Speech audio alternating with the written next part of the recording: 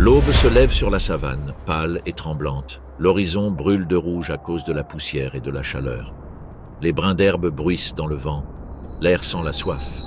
Le silence persiste, jusqu'à ce qu'un seul cri le détruise. L'alarme d'une gazelle. Bref, fin. Donc rien. Seulement le vent. Juste de la poussière.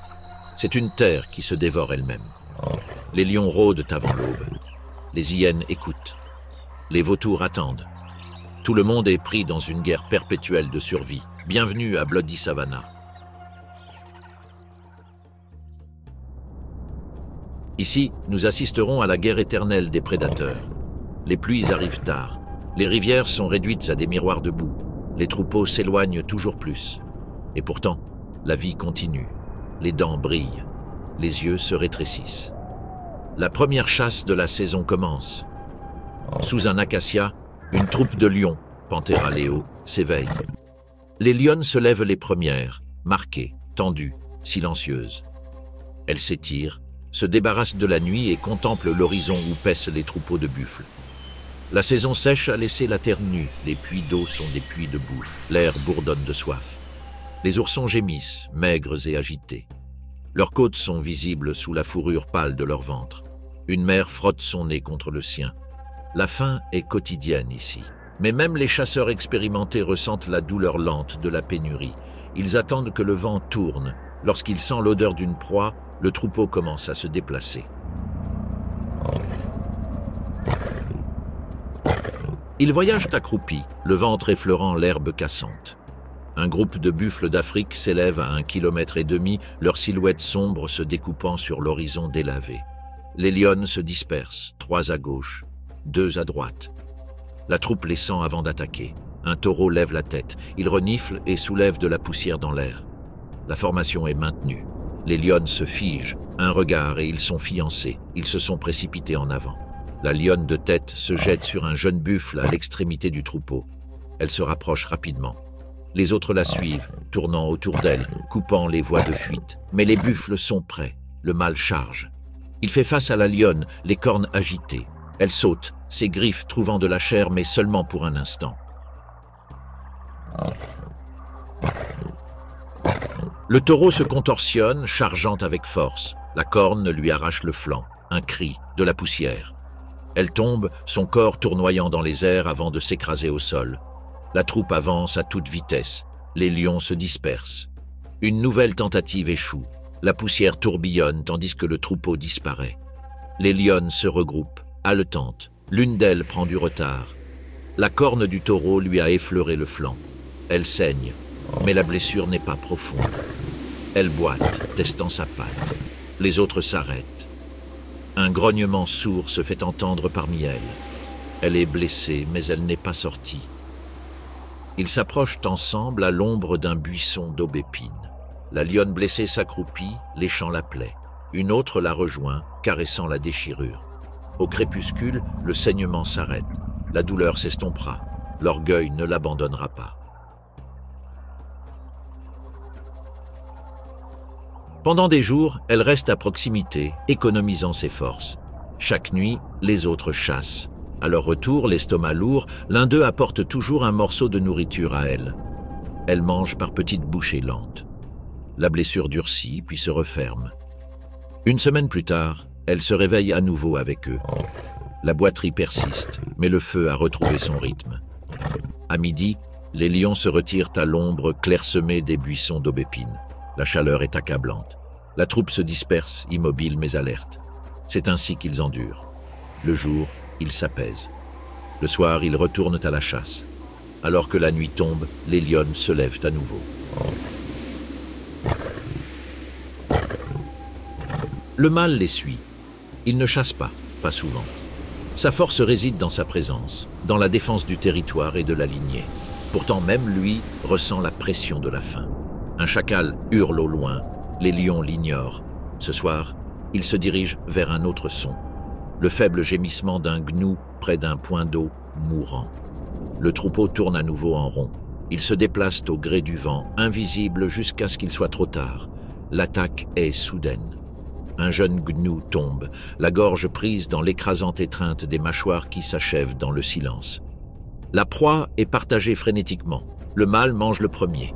Ensuite, les lionnes. Les lionceaux approchent en grognant. Autour d'eux, la nuit respire.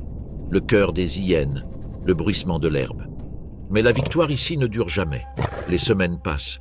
La saison sèche s'installe. Le territoire de la meute se rétrécit à mesure que les points d'eau disparaissent. Un lion mâle apparaît à l'est, plus jeune, plus fort.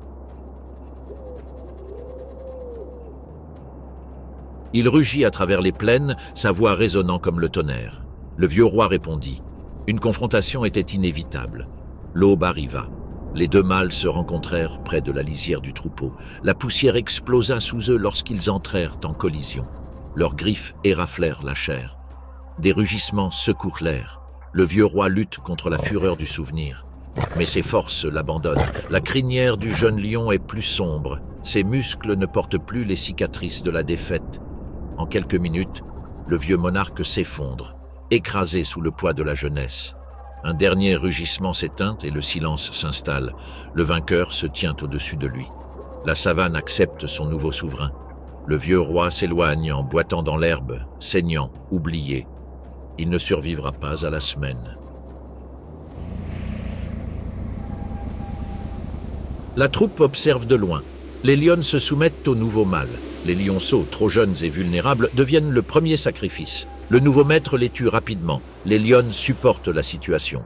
En tuant les lionceaux, le nouveau mâle les ramène en chaleur. De cette façon, vous vous assurez que votre propre lignée remplace l'ancienne. Dans quelques mois, de nouveaux chiots naîtront. Puis viennent les pluies. L'herbe reverdit presque du jour au lendemain. Les insectes s'élèvent comme une brume. La vie reprend ses droits. Avec le retour des proies, le destin de la troupe bascule. Les lionnes chassent à nouveau avec succès. Zèbres, phacochères et antilopes. Les lionceaux nés à l'ombre du nouveau roi grandissent rapidement. Maintenant, l'orgueil prospère. Le mâle rugit au crépuscule, signalant sa domination par son cri. Sa crinière scintille dans la lumière humide. Dans les hautes herbes, les lionnes évoluent dans une mer de vie. Les troupes s'étendent jusqu'à l'horizon. L'air vibre du bourdonnement des mouches et du battement des sabots. La meute chasse souvent et enseigne également aux chiots. Le temps s'écoule, implacable. Les petits deviennent subadultes. Les mâles commencent à mesurer leurs forces les uns contre les autres. Le roi observe, prudent. Son autorité est déjà remise en question par le sang qui porte sa propre odeur. La migration commence. Des nuages de poussière s'élèvent tandis que gnous et zèbres se déplacent vers le nord. Le troupeau suit, savourant la générosité. Pendant un temps, la savane se montre clémente. Mais la saison change à nouveau. Les pluies cessent, les rivières refluent, l'herbe jaunit. La migration s'estompe dans les mémoires. L'air est à nouveau rempli de l'odeur de poussière et d'os. La troupe se déplace avec aisance en territoire familier, mais une lionne reste en retrait. Son museau est gris maintenant, ses mouvements sont plus lents. Elle ne participe plus à la chasse. Son regard les suit de loin. Quand les autres mangent, elle attend son tour, prenant le peu qui reste. Autrefois, elle était la meilleure chasseuse, la première à attaquer, celle qui les nourrissait tous. Maintenant, ses griffes s'émoussent sous la poussière. Les jours passent. Un matin, elle ne se lève pas lorsque la meute s'en va. Ils continuent leur chemin sans elle. Elle les regarde disparaître dans la brume. Le vent agite ses cheveux. Les mouches reviennent. Elle baisse la tête entre ses pattes, respirant lentement et superficiellement. Au crépuscule, les hyènes la trouvent. Elle lève la tête et grogne. Les hyènes attendent. Quand leur respiration s'arrête, ils avancent. Au crépuscule, les os gisent blancs dans le sable. Pourtant, malgré cette mort, le cycle continue. Leur sang nourrit la terre, les insectes, l'herbe, les proies qui nourriront les lions à naître. Au loin, la troupe chasse à nouveau sous la lune montante. Les lionceaux jouent aux côtés de proies fraîchement tuées. Sa mère lèche le sang de sa fourrure. Une autre nuit s'installe sur la savane, un pelage foncé et doux. La chaleur s'estompe, les insectes s'élèvent, les ombres s'épaississent. Des mauvaises herbes émerge une forme, silencieux, volontaire, invisible. Une femelle léopard, Panthera pardu. Sa fourrure, ornée de rosettes dorées et noires, dessine parfaitement sa silhouette. Elle est presque invisible, même en mouvement. Ses muscles se tendent sous sa fourrure. Chaque pas est silencieux. Ses larges pattes répartissent son poids uniformément. Ses griffes restent au fourreau jusqu'à ce qu'elle en ait besoin. Elle chasse seule, toujours. Chaque son compte, le bruissement d'une souris, le grognement d'un impala, la toux lointaine d'un lion. Elle écoute, la tête baissée, les yeux plissés, mais alerte. Ce soir, le vent lui est favorable. Il vole vers elle depuis la clairière où les impalas broutent au clair de lune argentée. Il s'accroupit. Sa respiration ralentit. L'air a un goût de poussière et de proie. Il bouge, d'un centimètre, puis d'un autre. Plus près maintenant, 20 mètres, 10. Sa queue remue une fois. Elle se jette. Les impalas se dispersent instantanément. Elle en repère un. Une jeune femelle à l'arrière du troupeau. La poursuite est brève et explosive. Ses griffes trouvent de la viande. L'impala trébuche et tombe. Les mâchoires du léopard se referment sur sa gorge. Aucun son ne s'échappe. Elle traîne le corps pour le recouvrir. On entend déjà les hyènes au loin. Elle ne connaît que trop bien ce bruit. Elle doit agir vite. Sa force ne réside ni dans le nombre, ni dans la force brute. Elle réside dans la ruse et le calcul. Elle saisit l'impala avec ses mâchoires et commence à grimper. L'arbre le plus proche mesure 6 mètres de haut. Son tronc est noueux, branches tordues. Il s'élève sans effort, utilisant ses griffes comme des crochets, fléchissant son corps avec une maîtrise parfaite. La proie est suspendue derrière lui, lourde mais maniable. En un instant, il atteint une large fourche dans les branches et soulève la carcasse. En sécurité. Une femelle léopard adulte peut transporter des proies plus lourdes qu'elle, parfois plus de 70 kilos. C'est le poids d'un jeune zèbre ou d'un grand impala. C'est une force innée. Des muscles denses qui s'étendent sur les épaules et les membres antérieurs, des pattes courtes et puissantes conçues pour grimper, et des griffes rétractables qui s'enfoncent dans l'écorce comme du fer. Cela lui permet de se nourrir en paix, au-dessus du chaos de la savane. En bas, la nuit s'agite. Un couple de hyènes surgit furtivement de l'herbe, attiré par l'odeur. Leurs yeux brillent faiblement dans l'obscurité. Elles tournent en rond, reniflant, frustrées. Le léopard observe d'en haut, immobile, la queue enroulée autour de la branche.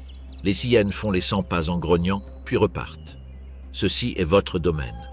Le monde vertical, demi-forêt, milieu du ciel. Peu de prédateurs dominent comme elle. Là-haut, elle mange en paix. Ses mâchoires déchirent l'impala, sa respiration est régulière. La viande est chaude, riche, vitale. Pour l'instant, la faim sommeille. L'aube approche. Après s'être bien nourrie, elle redescend. Elle retourne dans les buissons où ses petits l'attendent. 2 petites silhouettes se tortillent dans l'ombre. Encore maladroite. Encore en apprentissage. Elles l'accueillent avec des cris et de doux coups de patte.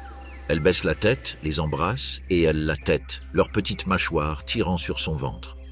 Son monde est désormais divisé. Chasseur et mère assassin et gardien.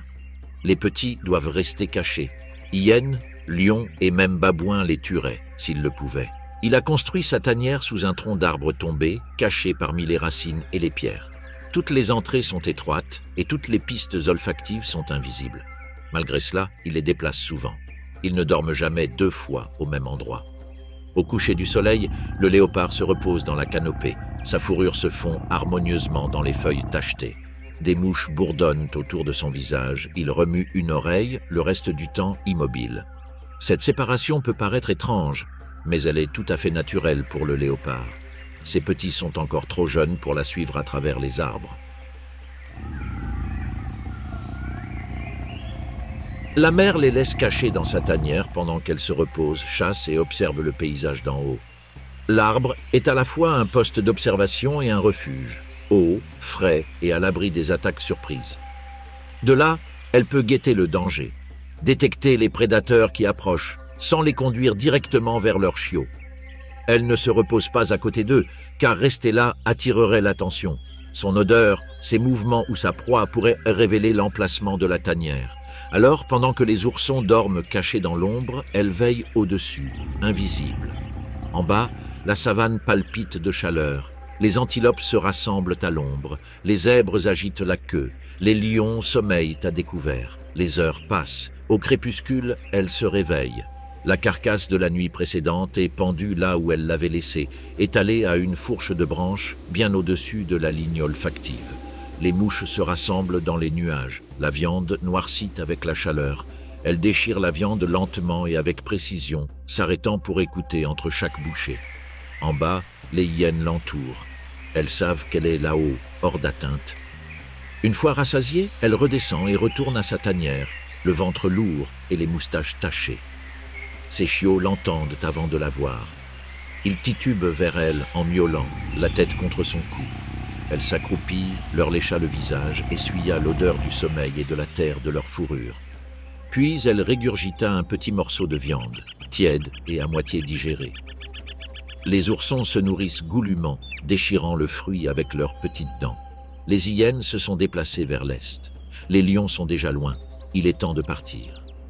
Un par un, elle soulève délicatement ses petits, les tenant par la peau du cou.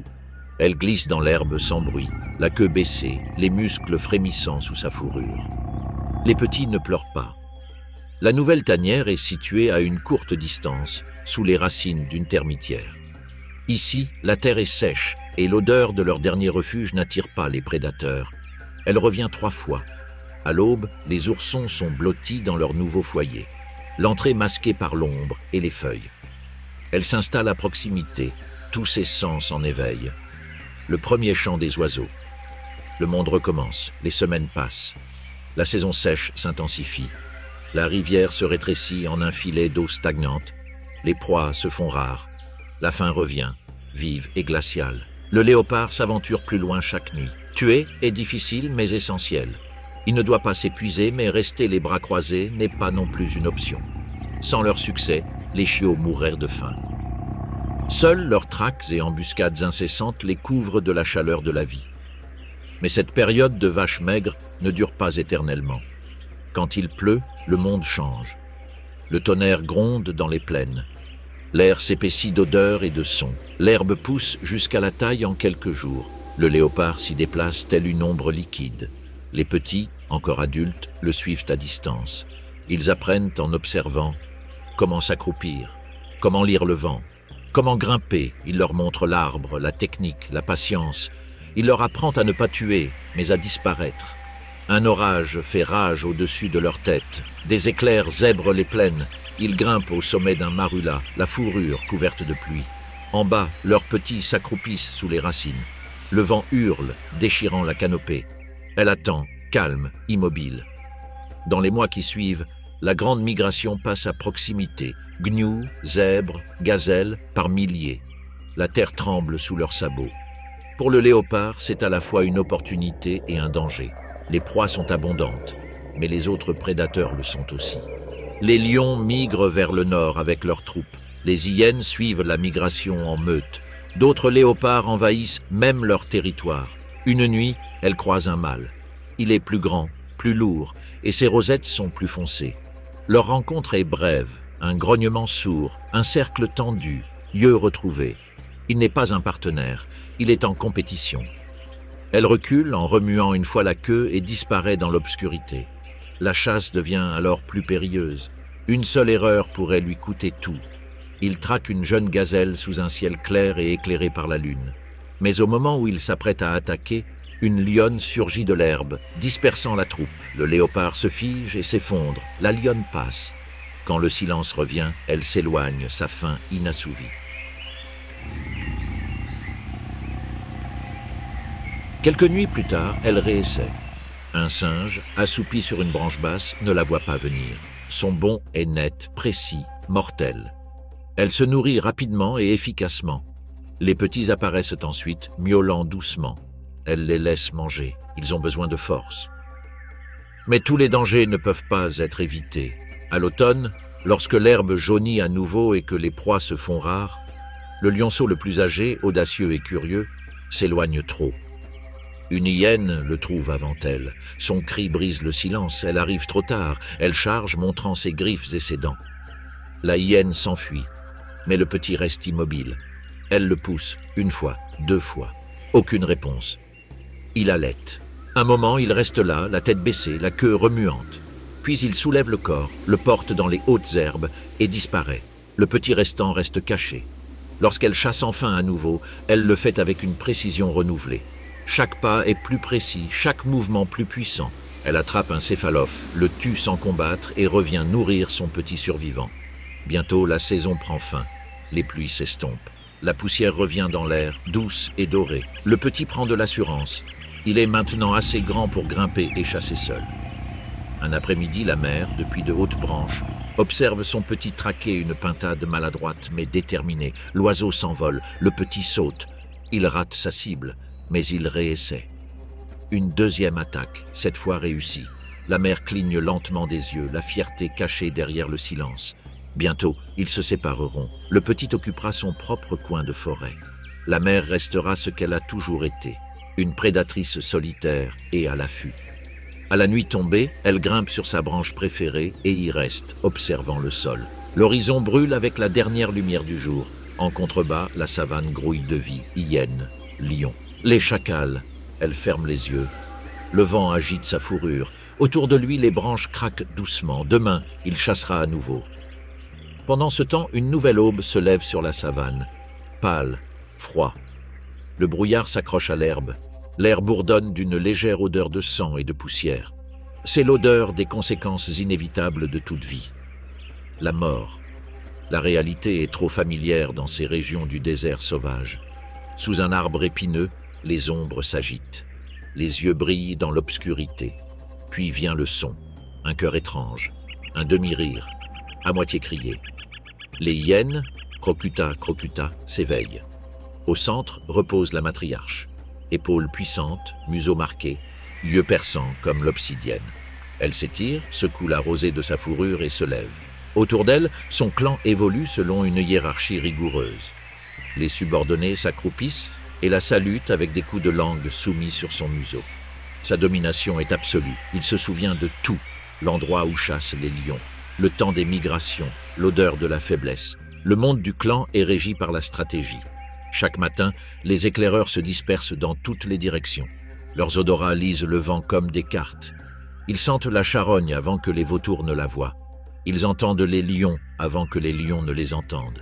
La matriarche guette le retour de chaque explorateur. À l'ouest, un troupeau de buffles avance avec quelques blessés parmi eux. À l'est, une troupe de lions se nourrit d'une proie. Opportunité, danger. Ils se déplacent au crépuscule. Le clan forme une phalange disparate, 15 adultes, une demi-douzaine de juvéniles. Silencieux, à l'exception d'un rire étouffé occasionnel, une confiance en soi déguisée en folie. Sa démarche est maladroite mais implacable, taillée pour la distance. Ses épaules sont plus hautes que ses hanches, taillées pour supporter le poids, pour écraser, pour endurer. Il trouve les lions juste après le coucher du soleil. Un zèbre à moitié dévoré gît étendu dans la poussière. 3 lionnes le gardent, le ventre gonflé et le visage ensanglanté. La matriarche observe depuis une colline, l'odeur de pourriture imprégnant ses narines. Elle attend. Les hyènes ne gaspillent pas leur force sur le troupeau. Elles guettent les fissures. Les lionnes commencent à s'agiter. On s'éloigne dans la brousse. Un autre s'allonge, haletant. La matriarche donne un signal, un grognement sourd, presque inaudible. Le clan avance au pas de course. Un nuage de poussière s'élève. Les lions grondent, campent sur leur position. Les hyènes se dispersent, décrivant des cercles, se précipitant, testant. La matriarche se précipite, ses mâchoires claquant sur le flanc d'un lion. Les autres se joignent à eux, c'est le chaos, bruit, poussière, dents. Pendant un instant, l'équilibre vacille, puis une lionne trébuche. Les hyènes profitent de l'espace, le zèbre est à eux. La victoire est brève, brutale et tonitruante. Les rires emplissent l'air, ils se nourrissent rapidement. Les mâchoires brisent les os avec un bruit de bois brisé. La matriarche mange la première, puis les femmes de haut rang, puis les autres. Rien n'est gaspillé. Les os disparaissent entre les mâchoires vouées à la destruction. Les molaires broient jusqu'à la moelle. Lorsqu'ils partent, il ne reste aucune trace, à part de la poussière et une tache de sang. À minuit, la matriarche retourne à la tanière. L'odeur de lait et de terre est intense. De petites têtes émergent du terrier. Des oursons, noirs et aux oreilles rondes, la fourrure encore douce. Ils gémissent et hurlent, peinant à trouver de la place. Elle baisse son énorme tête et les laisse se nourrir. Un jour, leurs dents correspondront aux siennes, mais pour l'instant, ils allaitent. Ce repère est l'art de son empire, gardé, secret et transmis de génération en génération. Seules les femmes y héritent du rang. Les filles de la matriarche commanderont quand elle ne le pourra plus. Les hommes vont et viennent, temporairement et tolérés. L'avenir est dans votre lignée. À mesure que la saison sèche progresse, le paysage change. Les rivières se réduisent à des ruisselets de boue. Des cadavres jonchent les plaines, mais aussi des concurrents. La faim les rapproche tous. La matriarche mène son clan à travers un monde de plus en plus dangereux. Les jours passent. Un après-midi, l'odeur de décomposition les attire vers un fourré. Ils trouvent une girafe, morte depuis longtemps, à moitié dévorée par les vautours. Mais ils ne sont pas seuls. Une coalition de jeunes lions mâles garde ce qui reste. La matriarche marque une pause. Les jeunes hyènes sont agitées, anxieuses, imprudentes. Elle attend. Le soleil se couche, les lions deviennent paresseux et rassasiés. Alors que le soir tombe, elle fait à nouveau signe. Le clan se disperse. Il s'approche de tous les côtés. Un lion charge, dispersant les premiers rangs. Un autre se jette, les dents découvertes. La matriarche feint, esquive, tente de mordre une jambe et bat en retraite. Le combat reprend. Finalement, les lions battent en retraite. La carcasse de la girafe est réclamée. Le troupeau n'avance que lorsque les animaux sont lourds et repus. Les jours se confondent. Chaque mort, chaque raid, chaque rire nocturne marque une survie. Les hyènes ne sont pas charognardes par nature. Elles sont opportunistes. Elles peuvent chasser seules ou en meute. Maintenant, les pluies sont sur le point d'arriver et tout va changer. À l'aube, le parfum du pétrichor embaumera les plaines. L'eau revient et avec elle, l'abondance. Les grands troupeaux reviennent, ramenant veaux, poulains et d'innombrables possibilités de viande fraîche. Le clan se gave de ce que la saison offre en abondance. Les petits sortent de la tanière, leur fourrure marbrée de taches naissantes. Ils chassent les scarabées. Combattez dans un combat simulé. Connaissez la hiérarchie de votre clan. La matriarche observe depuis l'ombre, à moitié endormie mais toujours vigilante. Un regard perçant maintient l'ordre. Un grognement impose la loi. Durant les mois pluvieux, le pouvoir bascule. Les lions chassent davantage, les carcasses pourrissent plus vite. Les hyènes comptent davantage sur la précision que sur le désespoir. Ils regardent les vents, les troupeaux, les motifs des vautours dans le ciel. Ils chassent des proies plus petites si nécessaire, impalaces, lièvres et même flamants roses sur les rives du lac. Ils s'adaptent constamment. Mais de nouvelles menaces apparaissent. La pluie apporte de la concurrence. Des loups pins et des lycaons parcourent ces mêmes territoires. Un matin, les éclaireurs de la matriarche les trouvent près des marais. Le conflit est inévitable. Au crépuscule, les deux forces se rencontrent. Une douzaine de chiens sauvages, minces et infatigables, affrontent 20 hyènes, plus lourdes, plus bruyantes, plus lentes, mais inflexibles.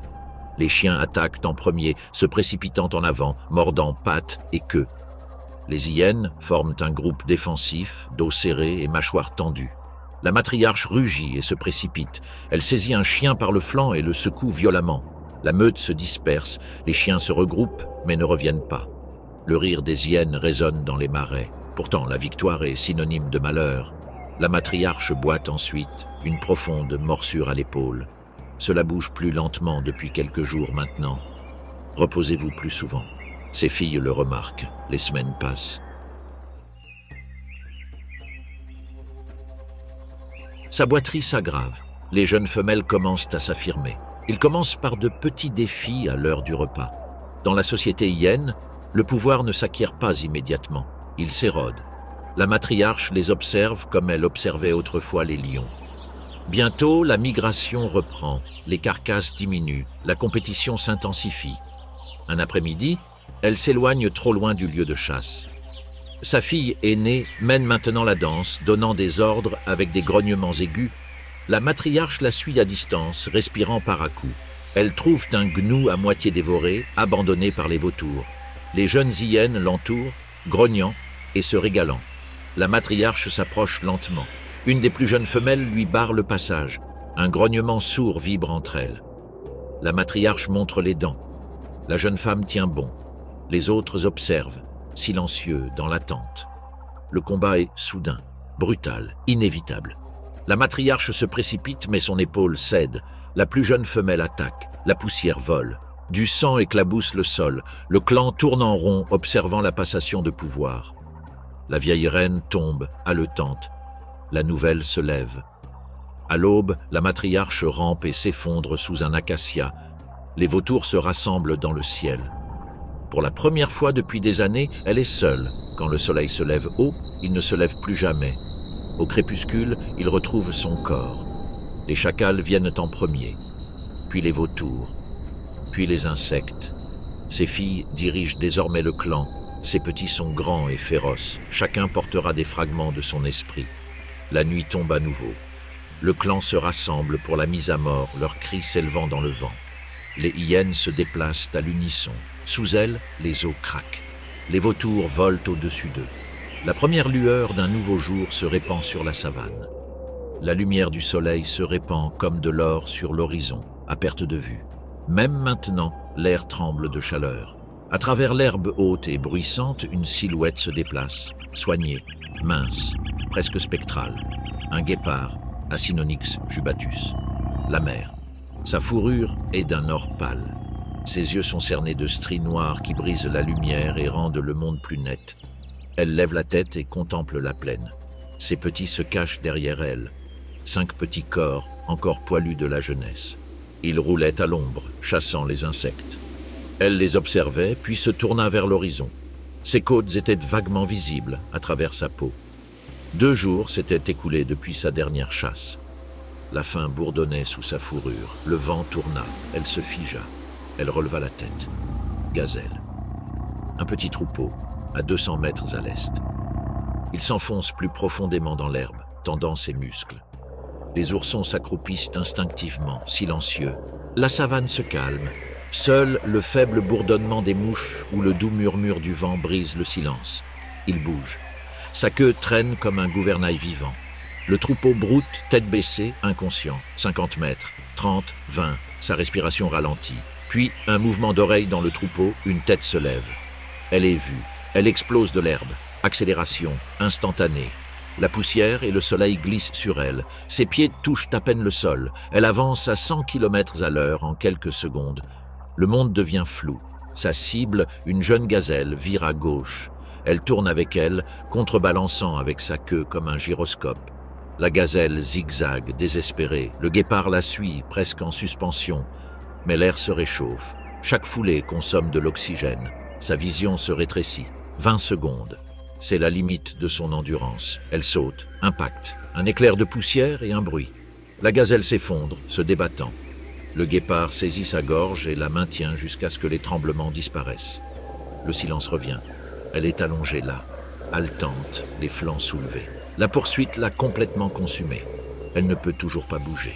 Chaque battement de cœur représente un risque. Les lions pourraient sentir le sang.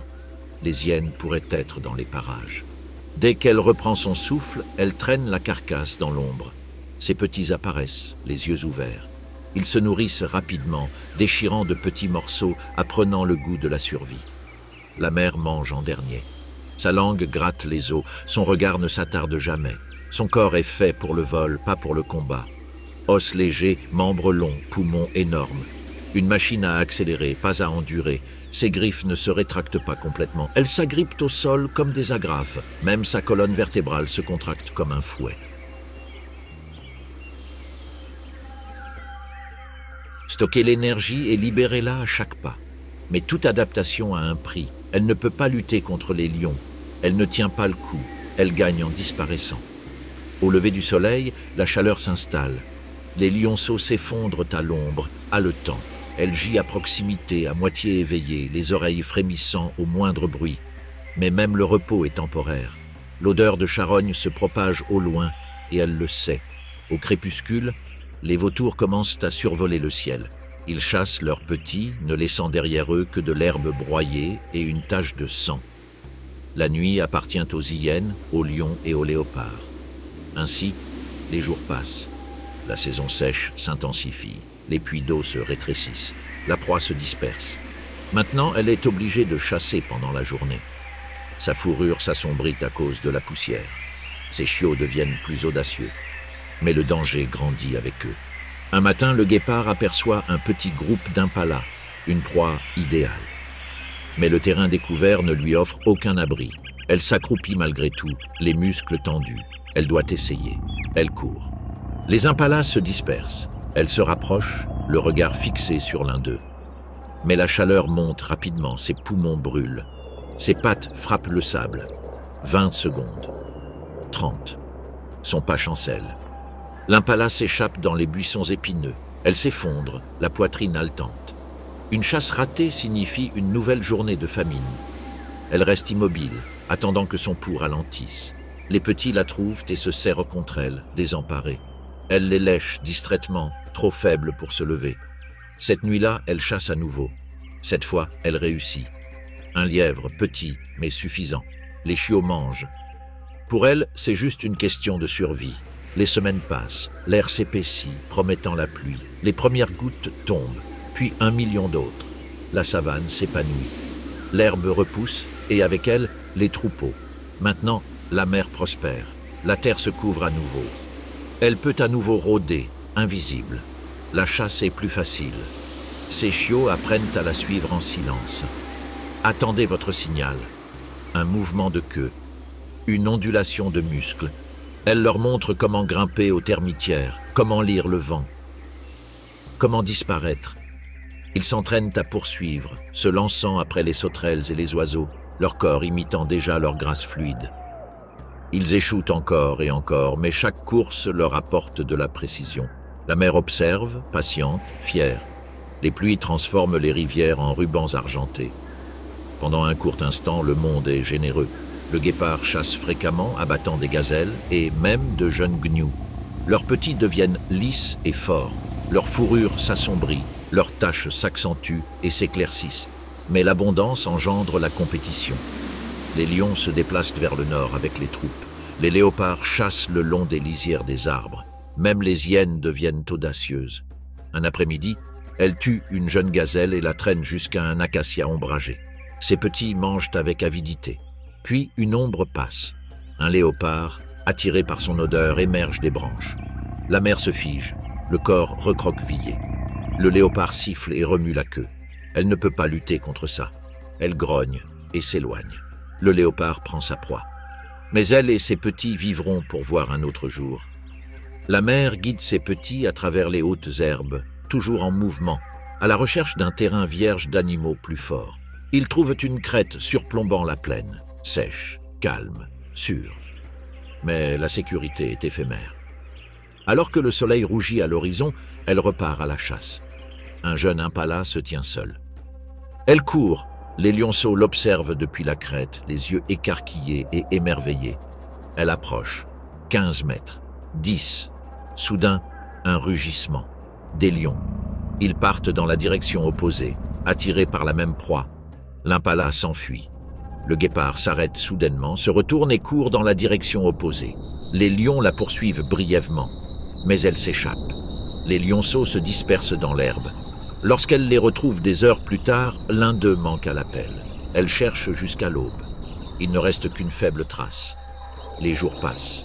Il ne reste plus que 4 lionceaux. Elle les garde près d'elle. Chaque ombre semble être une menace. Chaque rafale de vent est un avertissement. Les pluies s'estompent.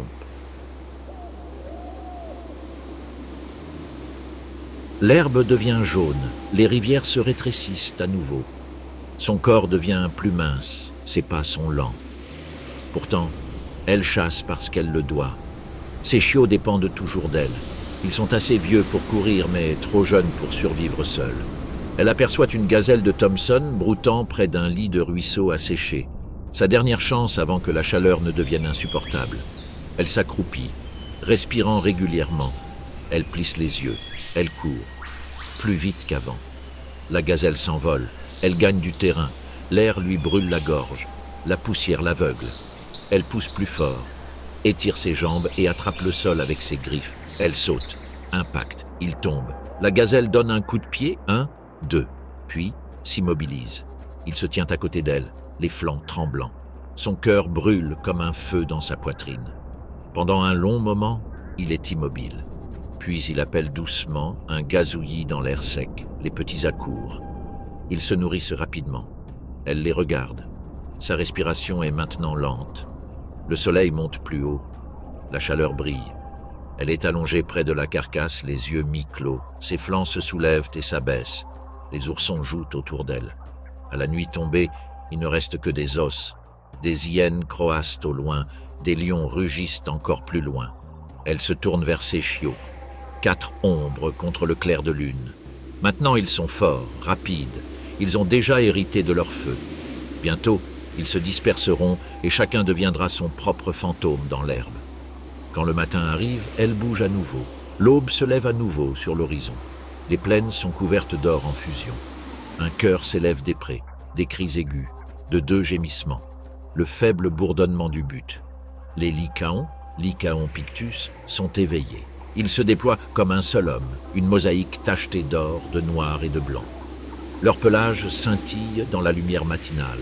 Aucun ne ressemble à un autre, comme si la savane elle-même les avait peints pour disparaître. À 50 mètres de là, le couple alpha se tient nez à nez. Autour d'eux, le troupeau forme un cercle agité. 21 personnes. Un battement de cœur. Chaque chien a un rôle. Les explorateurs, les chasseurs, les meurtriers, les gardes. Un léger couinement de la femelle alpha brise le silence. Le troupeau réagit instantanément, queue dressée et oreilles dressées. La chasse commence. Ils se déplacent avec une cohésion parfaite. L'air conserve encore la fraîcheur de la nuit, idéale pour courir. Devant eux, un troupeau d'impalas. Le vent apporte son parfum léger et doux. Le troupeau se déploie, ses mouvements sont fluides, presque chorégraphiés. La poursuite commence. Un chien effraie le troupeau par la gauche, un autre le poursuit par la droite. Les impalas se dispersent. Les chiens se concentrent sur une cible, un jeune mâle d'un pas hésitant. Le troupeau accélère. Chaque coureur mène la course à tour de rôle, économisant son énergie. Après des minutes de poursuite, l'impala trébuche. Les chiens s'approchent. Le premier saute et attrape sa patte. Un autre lui attrape la gorge. C'est fini en quelques secondes. La meute mange ensemble. Pas de hiérarchie, pas de combat. Les petits et les blessés mangent en premier, les adultes surveillant le périmètre. C'est la coopération, et non le conflit, qui les définit. Leur corps brille de sang et de chaleur, et leur queue se contracte triomphalement. À midi, la chaleur est accablante. La meute se retire à l'ombre d'une termitière. La femelle alpha se repose, le ventre gonflé par les petits qui vont naître. D'autres la toilettent, lui lèchent les oreilles et lui nettoient la fourrure. Autour d'eux, les plus jeunes chiens somnolent, leurs pattes tremblant au souvenir de la poursuite. Le matin s'efface dans le calme de midi. Au crépuscule, la meute se rassemble à nouveau. La chasse ne reprendra pas ce soir. Ils ont bien mangé. Ils se dirigent plutôt vers leur tanière, cachés sous des racines emmêlées à l'entrée étroite et ombragée. De doux gémissements résonnent de l'intérieur. C'est le son des chiots de la saison dernière. À l'arrivée des adultes, ils s'enfuient, la queue remuante et la voix tonitruante. L'air est empli de salutations, cris aigus, gazouillis et caresses. À l'intérieur, un ourson boite. Sa patte est cassée. Il est guéri, mais dans un état critique. Il ne peut ni chasser ni courir. Pourtant, il vit. Et les autres le nourrissent quotidiennement. Lorsque la meute mange, l'un de ses membres ramène toujours de la nourriture. Les jours passent. La saison sèche s'intensifie. Les points d'eau rétrécissent. L'herbe devient cassante. Pour les lions et les léopards, la faim engendre l'agressivité. Pour les chiens, elle leur permet de se concentrer. L'endurance est leur atout. Là où d'autres s'épuisent, ils persistent. Au crépuscule, une nouvelle chasse commence. Le troupeau se déplace bas dans la poussière. Plus loin, un troupeau de gnous, trop grand, trop fort. Mais le troupeau ne charge pas à l'aveuglette. Il s'isole, se sépare et calcule. Un jeune chien charge en aboyant rapidement et fort. Le troupeau s'avance, désorienté. Un autre chien surgit de l'autre côté. Des nuages de poussière s'élèvent. Et puis, le chaos. Un veau s'échappe. Le troupeau avance à toute vitesse, ses corps élancés serpentant à travers la poussière et les sabots. Le veau trébuche. La chasse est terminée. Mais le bruit porte loin dans l'air sec. Les hyènes approchent. Leur rire perce la pénombre. Les chiens lèvent la tête. Leurs oreilles frémissent. Le mâle alpha aboie une fois. Le troupeau se déplace rapidement, dépouillant tout ce qu'il peut. Les hyènes arrivent bientôt. Ils sont plus nombreux que les chiens, surmontez-les. La matriarche grogne. La meute tient bon. Elle charge en avant, claquant des dents, coordonnées, précises. Les hyènes hésitent. Elles ne sont pas des proies faciles. Mais leur nombre en dit long. Les chiens battent en retraite. Les hyènes mangent bruyamment, déchirant ce qui reste. De retour en sécurité dans la forêt, elles se regroupent. Demain, ils chasseront à nouveau. Des semaines plus tard, les pluies arrivent. Le tonnerre ouvre le ciel. Les plaines deviennent vertes en quelques jours. Les ruisseaux sont remplis. L'odeur de la vie revient. Boue, insectes, les nouveau-nés. Pour la meute, c'est une saison d'abondance. Dans la tanière, la femelle alpha met bas. De petits corps roses, aveugles, se tordent contre son ventre. La meute se rassemble à l'entrée, écoutant, observant. Pendant des semaines, elle ne partira pas. Les autres lui apportent de la nourriture quotidiennement, régurgitant de la viande dans sa bouche avide. Elle nourrit les chiots et la meute la nourrit.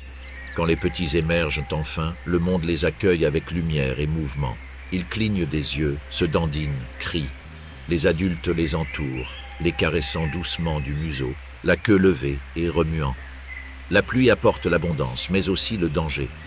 Les fiertés grandissantes attirent les lions vers le nord, et avec eux, les problèmes. Les chiens évitent les conflits directs. Ils sont désormais nomades, se déplaçant fréquemment vers de nouvelles zones et portant leurs petits si nécessaire. Mais la saison des migrations apporte aussi son lot de compétition. Un après-midi, alors que la meute se dirige vers un passage de rivière, l'odeur des hyènes flotte dans l'air. Les chiens se figent. Leur dernière rencontre a laissé des cicatrices. Le mâle alpha lève la tête et dresse ses oreilles. Le son des rires devient plus fort. L'affrontement est bref et brutal. Les hyènes descendent, les chiens se dispersent. C'est une stratégie. La moitié d'entre eux repoussent les attaquants en mordant et en zigzagant. Les autres protègent les petits, formant un cercle de dents et de détermination. Le combat se termine sans faire de victimes, les hyènes se retirent, frustrées. Les chiens se regroupent, lèchent les blessures des autres, à la recherche de celui qui s'est égaré. Il n'en manque pas un seul. Alors que la saison se termine, les pluies s'atténuent et l'air redevient lourd. L'herbe redevient dorée. Les rivières se retirent. Mais voilà qu'une autre menace surgit, invisible, sans odeur, une maladie. Elle commence avec l'un des poulains, toussant, faible, incapable de suivre. D'autres suivront dans quelques jours. Son énergie s'estompe. Dieu terne. Les chasses sont en déclin. Le troupeau ralentit. Un matin, le lionceau boiteux, autrefois si soigneusement nourri, gît immobile devant la tanière. La meute se rassemble autour de lui en silence. Un léger coup de coude, un gémissement, et ils repartent. Les semaines raccourcissent. Leur nombre diminue. Autrefois 21, aujourd'hui 14. La femelle alpha est émaciée et a les flancs creux, mais elle continue de mener. Quand elle appelle, d'autres répondent. Leurs voix s'élèvent à l'unisson. Une nuit, ils repartent à la chasse. Un test final. Le soleil disparaît à l'horizon. L'air est frais et pur. Une gazelle solitaire est aperçue.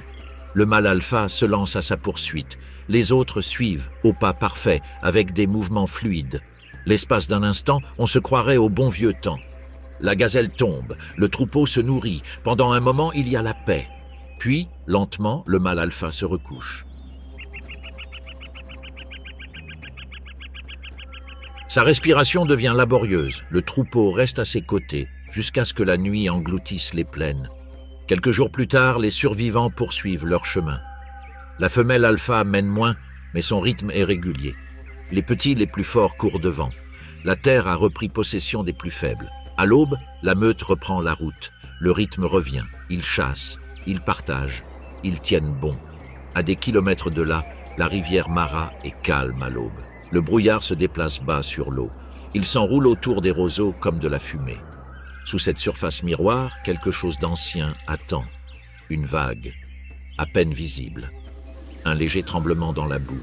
Le crocodile du Nil, Crocodilus niloticus, est immobile depuis des heures. Il n'en a pas besoin. Ses yeux plissés remontent à la surface. Immobile, sans ciller, il voit tout. Un héron vole bas au-dessus du courant. Le léger clapotis des poissons brise le silence. Le crocodile enregistre tout, pas seulement avec la vue. Chaque écaille de peau est un capteur, réglé sur ses vibrations. La moindre perturbation raconte une histoire. Il écoute avec son corps, il attend avec son esprit. Pour l'instant, la rivière ne donne que peu. C'est la saison sèche. L'eau s'est retirée dans une veine étroite et lente.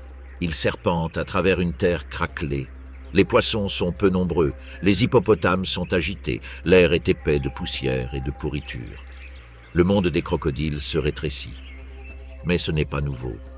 Il a été témoin de 40 saisons sèches. Il a vu des rivières disparaître puis revenir. Il a vu des générations d'antilopes boire et disparaître. Son armure porte les cicatrices de décennies.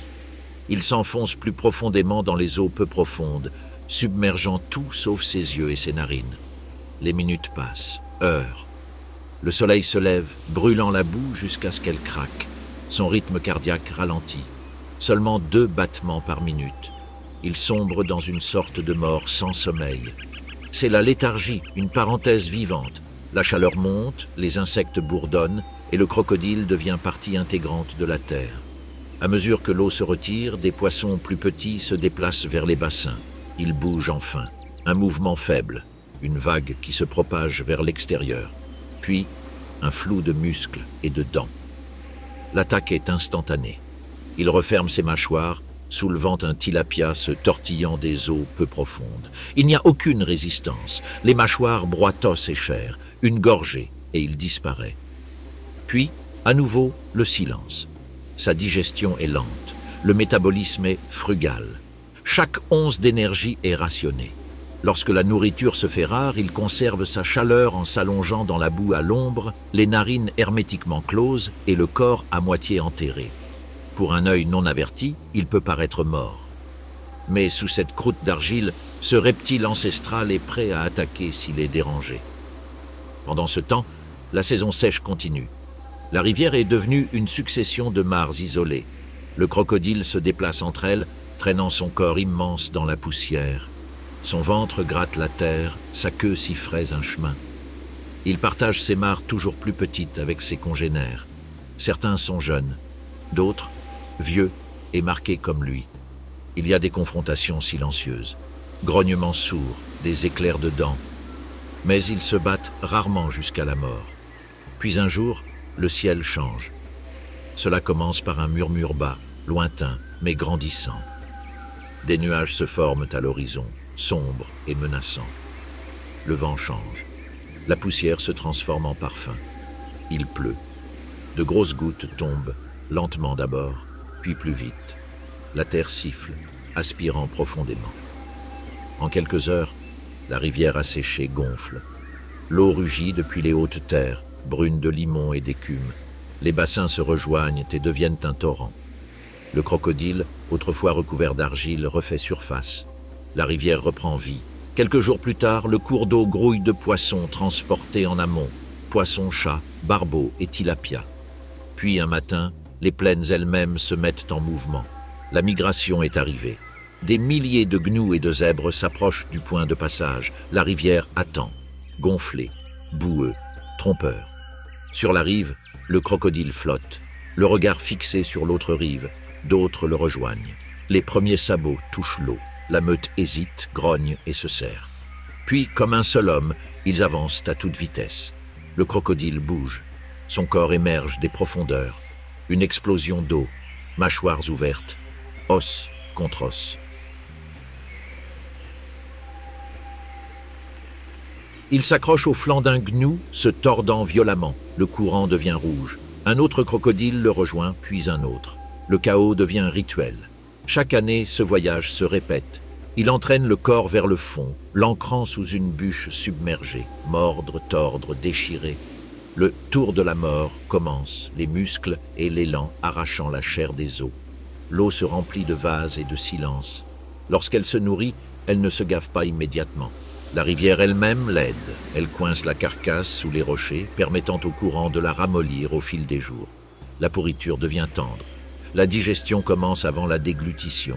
Autour de lui, d'autres se nourrissent également. Une douzaine de crocodiles se partagent le butin. Les combats sont brefs. Les jours suivants, la rivière s'éclaircit. Les poissons reviennent se nourrir de ce qui reste. Le crocodile se repose à nouveau, le ventre plein. De petits oiseaux, comme les pluviers, sautent sur son dos et attrapent des parasites. Il les tolère. Au fil des mois, les pluies diminuent. Le fleuve entame son lent retrait. Le corps du crocodile se gonfle de graisse accumulée. Son énergie diminue à nouveau.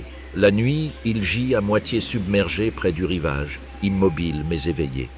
La lune brille dans ses yeux. Votre corps se repose, mais vos sens ne dorment jamais vraiment. Une jeune antilope s'approche du rivage.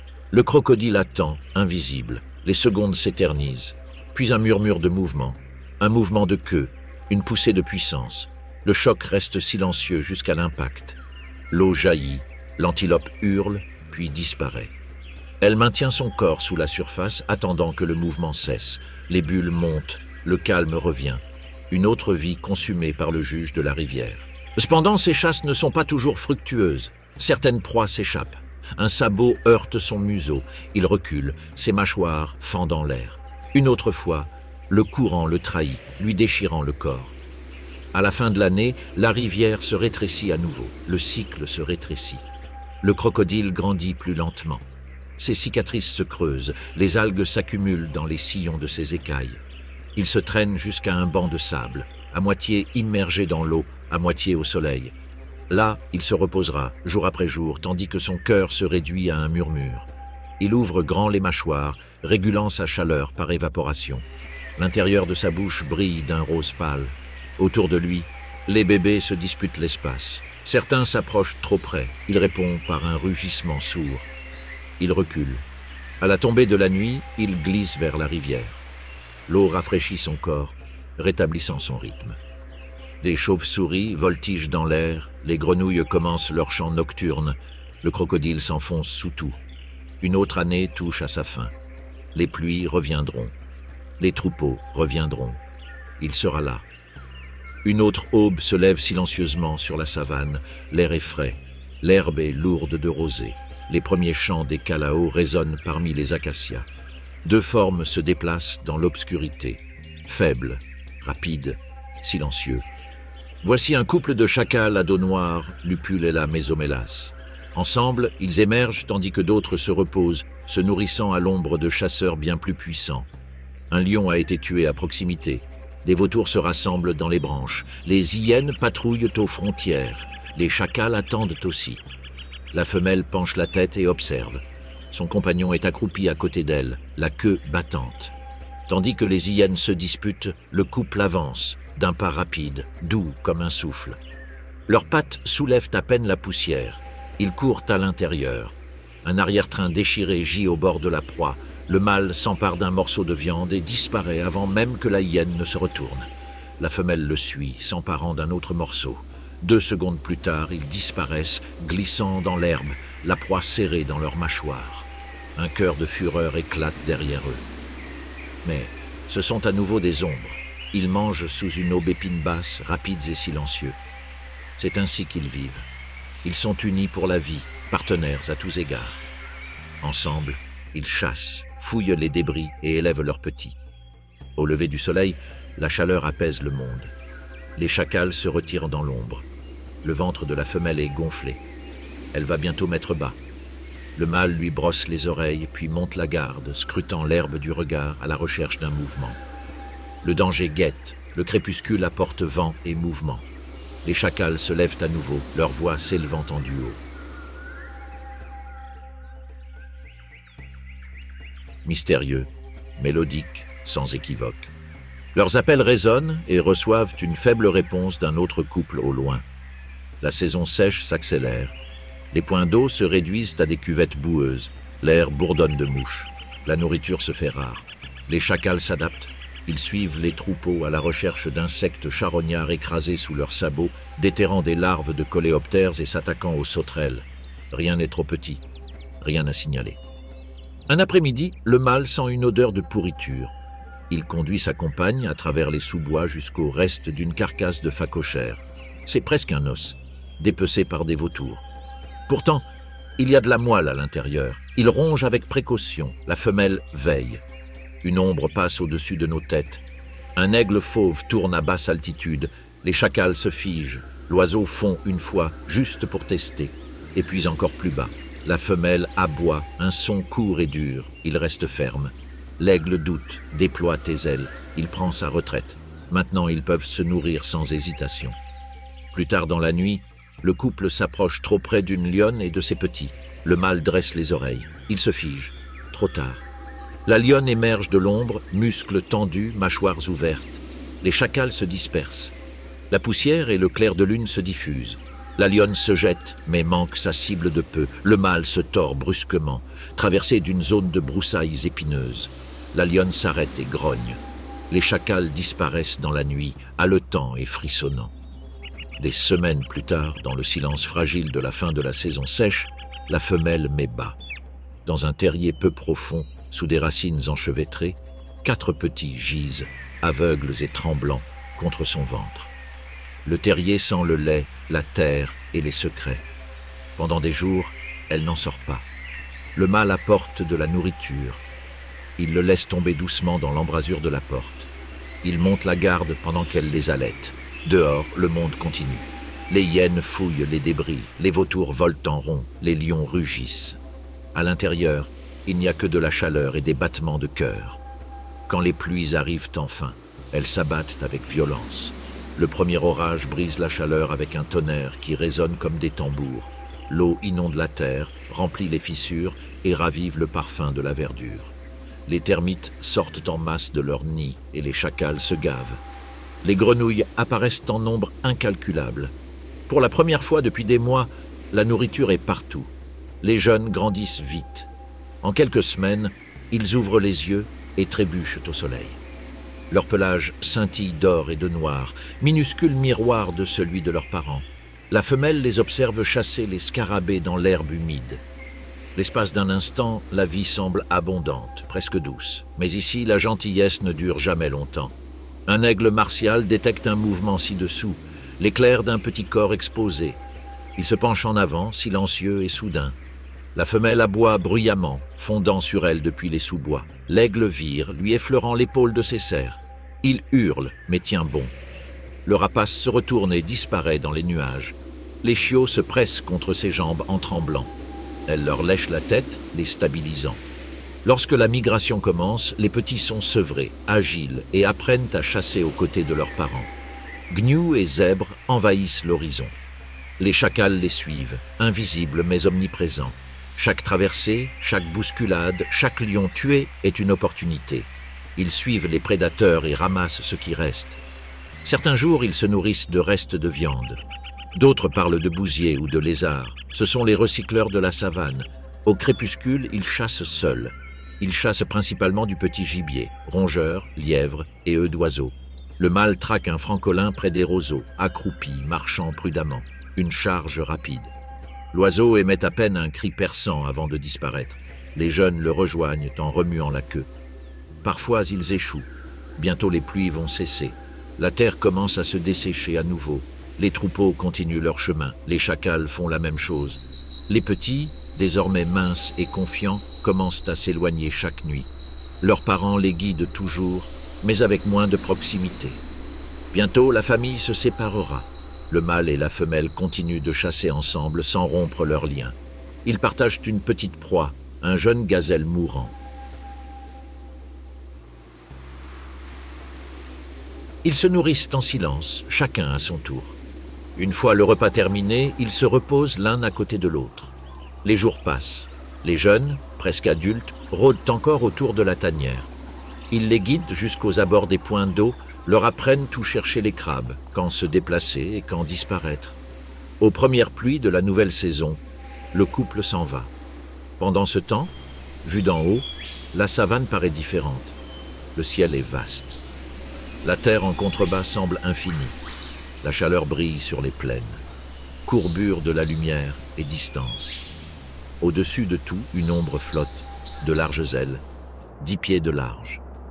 Couper les courants invisibles. Silencieux, souverain, regardez. Un aigle martial, Polymétus bellicosus, plane au gré du vent. De cette hauteur, il voit tout. Les troupeaux se déplaçant entre les points d'eau, la poussière des pistes d'éléphants, le léger battement d'ailes sur une termitière. Sa vision est incomparable. Elle peut repérer un lièvre à 2 kilomètres de distance, la tique d'un lézard dans l'herbe. Elle se penche légèrement et incline la tête. Ses yeux dorés se fixent sur quelque chose. Un mouvement à la lisière d'une forêt d'acacias. Une mangouste cherchant de la nourriture trop loin de sa cachette. Ses muscles se tendent. Elle replie ses ailes. L'automne commence. Il fond du ciel. Un tourbillon de plumes et de fureur. En quelques secondes, il plonge plus vite qu'un guépard. La mangouste sent le changement trop tard. Un battement d'ailes, un nuage de poussière et le silence. Lorsqu'il s'élève à nouveau, sa proie pend mollement dans ses serres. Elle grimpe maintenant avec effort.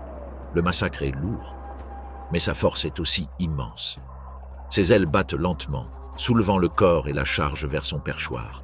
C'est un arbre abîmé qui se dresse seul. Il atterrit, replie ses ailes et commence à se nourrir. Son bec recourbé déchire proprement fourrure et chair. Il mange rapidement, observant entre chaque bouchée.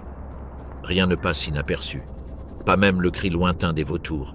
Pas même l'odeur d'un lion porté par la brise. La journée devient de plus en plus chaude. L'air ondule. Il s'élève à nouveau, emporté par les courants thermiques, planant plus haut sans même un battement d'ailes.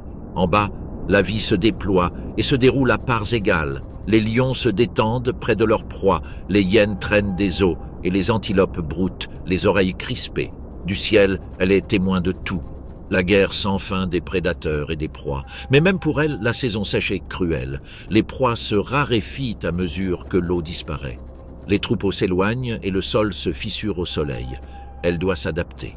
Désormais, elle observe plus longtemps, attend plus fort. Parfois, la faim la pousse à chercher de la nourriture. Mais elle n'est pas seule. Son compagnon est son compagnon de toujours. Chaque matin, il patrouille la frontière sud tandis qu'elle chasse celle du nord. À midi, ils se rencontrent sur les courants thermiques, leurs chemins se croisant haut dans le ciel.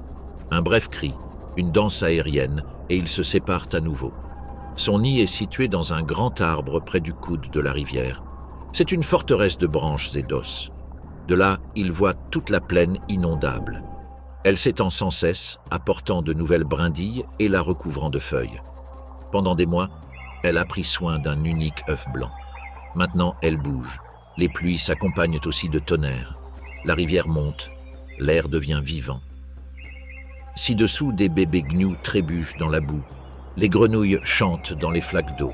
Les insectes remplissent l'air comme de la poussière vivante. Dans le nid, l'œuf se brise. À l'aube, un poussin mouillé et frissonnant émerge, les yeux clos. Sa voix est aussi faible que le vent. L'aigle baisse la tête et le touche du bec. Pendant des jours, il ne part pas. Son partenaire les traque tous les deux, rapportant des colombes, des lièvres et parfois un lézard encore frétillant. Elle nourrit le poussin avec de petits mouvements délibérés. Les pluies apportent vie et danger. Les orages déchirent la canopée, pliant la branche du nid jusqu'à ce qu'elle craque. Des éclairs blancs zèbrent les plaines. L'oisillon se blottit sous sa poitrine, frissonnant, mais l'arbre tient bon. Les semaines passent. La couleur se transforme en plumes. Le poussin jette un coup d'œil par-dessus le bord, agité. La faim rythme l'activité. Chaque jour, les parents se relaient. L'un chasse, l'autre observe. Le mâle revient souvent, une proie fermement serrée dans ses serres. Un francolin, un lièvre, parfois un lézard encore frétillant. La femelle déchire la nourriture en petits morceaux. Nourrissez ensuite le poussin avec précaution. Le poussin se penche un peu plus sur le bord chaque jour. Puis vient le premier vol. La femelle observe depuis une branche voisine le poussin sautiller, volter et hésiter. Puis il sautille. L'espace d'un instant, essoufflé, il tombe. Puis l'air l'attrape. Le jeune artiste martial culbute maladroitement, apprenant le langage du vent. La mer appelle. Mais le ciel n'a aucune pitié. Un aigle fauve fond sur lui, ses serres clignotantes. Le poussin tressaillit trop tard. La mère bondit et son compagnon la rejoint d'en haut. Ensemble, ils attaquent. L'intrus trébuche et s'enfuit. Lorsque l'air se calme, ils retournent vers leur poussin. Il s'accroche à une branche, tremblant, mais il est vivant. Alors que les pluies diminuent, ses deux parents lui apprennent à chasser. Échoue encore et encore. Une colombe s'échappe. Un lièvre court dans le buisson, mais la persévérance finit par payer. Un matin, le succès, un graffiti, une plaie propre. Les parents forment un cercle au sommet. Lors de la saison sèche qui suit, le poussin s'en va. Il se déplace vers l'ouest dans une direction thermique. Le couple le regarde disparaître à l'horizon. En bas, les plaines bougent à nouveau. Gnous, zèbres, lions, vautours. La vie et la mort ne font qu'un. Les deux aigles restent. Ils chassent quand ils le doivent et se reposent quand ils le peuvent. Pendant ce temps, la vie s'accroche aussi au sol, ici, dans la savane. Sous la peau craquelée par le soleil de la terre, une ombre bouge.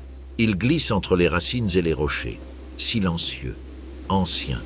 Les écailles chuchotent contre la poussière. Une légère brillance trahit sa taille. 5 mètres. Voici le python de Sébaé, Python Sébaé. À l'aube, il émerge d'une termitière creusée. Il n'a pas mangé depuis des semaines. Sa langue s'agite et capte des traces olfactives invisibles. Il ne voit pas sa proie. Il la sent, un faible murmure devant. Les gerbilles, engraissées de graines, courent d'ombre en ombre. Elle baisse la tête, le corps aplati. Les minutes passent, puis les heures. Le soleil se lève, brûle, puis décline à nouveau. Elle ne bouge pas. Quand l'une d'elles s'approche enfin de trop près, le rayon se tait. Les mâchoires s'ouvrent plus largement que ce que l'esprit peut comprendre. Le combat se termine rapidement sous la pression des muscles constricteurs qui écrasent les os. Elle avale lentement. Après s'être nourrie, elle se dirige vers la fraîcheur d'un terrier ombragé. Elle y reste des jours à digérer. Son cœur ralentit, son sang s'épaissit. Les semaines passent. La sécheresse s'intensifie. Les points d'eau se réduisent à de la boue, l'air résonne de chaleur. En surface, le désespoir règne. En bas, le python dort. Il s'enroule profondément dans la terre, enveloppé dans son propre corps. Sa température baisse avec la terre. Autour de lui, les termites se reconstruisent. Les rongeurs creusent des terriers, les scarabées se faufilent dans l'obscurité. Et puis, un matin, la pluie arrive. Les grenouilles sortent des terriers, les rongeurs sortent en masse de leurs cachettes, les insectes dansent dans les nuages. La savane, si longtemps silencieuse, renaît. Le python bouge aussi. Ses écailles luisantes d'humidité, il glisse hors de sa tanière. L'air est plein de possibilités. Il se dirige vers une roselière près de la rivière en crue où coassent les grenouilles et courent les souris. Là, il attend, sa peau à motifs se fondant dans la boue et la lumière. Les heures passent, puis une vague. Une grenouille saute, un autre suit, un mouvement près de sa mâchoire. Le coup est instantané. Il s'enroule, étouffant tout mouvement. Lorsqu'il se déroule, la vie est finie. Les pluies sont clémentes. Les proies abondent. Pendant des semaines, il se nourrit de grenouilles, de rats et même d'un jeune lièvre. Chaque repas nourrit sa nouvelle croissance, son ventre gonfle. Ses écailles s'étirent et brillent comme du bronze poli. Pendant la journée, il chasse dans l'eau. La nuit, elle traverse des sentiers de gibier, ses piqûres thermosensibles la guidant vers la chaleur et le mouvement. Une mangouste curieuse ose s'approcher. Elle se fige. Trop tard. L'attaque met fin à sa curiosité pour toujours. Des semaines plus tard, elle choisit un tronc creux comme refuge. C'est humide et sombre, plein de racines. Ici, tu perdras ta peau. Ses yeux deviennent troubles. Sa vision s'estompe. Sous l'ancienne couche, une nouvelle se forme, lisse et parfaite. Elle frotte contre l'écorce et se détache. La peau terne se détache en un seul tube fantomatique. Elle glisse vers l'avant, renouvelée. Non loin de là, les pluies ont marqué le début de la saison des amours. Les pythons mâles se rassemblent, attirés par l'odeur. Ils la trouvent, s'enroulant autour d'elle dans une lutte lente et tortueuse. Muscles tendus, corps noués selon un rituel ancestral. Pendant des heures, ils luttent en silence, chacun essayant d'écraser l'autre au sol. L'un finit par céder, s'échappant. Le vainqueur reste. Ensemble, ils disparaissent dans l'herbe, où le cycle continue sans être vu. Des mois plus tard, elle pond ses œufs au fond d'un trou, à l'abri des regards indiscrets et des prédateurs, 30 ovales luisants, enfouis dans la terre chaude. La plupart des serpents abandonnent leurs œufs, mais pas elle.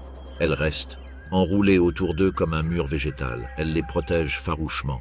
La saison sèche revient. Lorsque le premier œuf est clos, une minuscule tête émerge, lançant sa langue dans le nouveau monde. Puis une autre, et encore une autre. Des dizaines de minuscules serpents sont libérés. Elle lève la tête et les regarde s'éloigner. Son devoir est terminé. Ses forces déclinent. Elle n'a pas mangé depuis des mois. La peau de ses flancs pend. Ses mouvements sont lents. Il trouve une crevasse rocheuse près d'un ruisseau mourant et se recroqueville à l'intérieur. Elle boit une fois, profondément, puis reste immobile.